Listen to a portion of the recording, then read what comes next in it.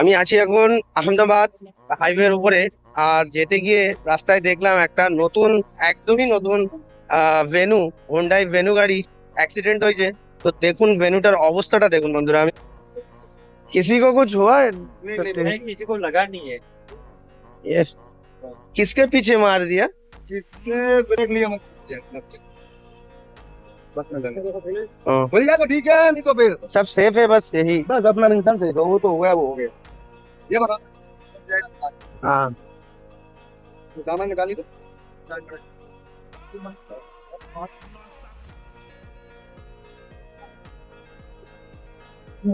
बोलता है ये एयरबैग दोनों ही खुल गया था ना? कितना आदमी था इसमें? 4 8। अरे সামনেটা পুরো শেষ হয়ে গেছে। আমি দাঁড়ালাম একটু ভিডিওটা করার জন্য। দেখুন যে একটু আপনি যদি ঠিকঠাক ভাবে না ড্রাইভ করেন কেয়ারফুলি, এরকম ঘটনাও ঘটতে পারে।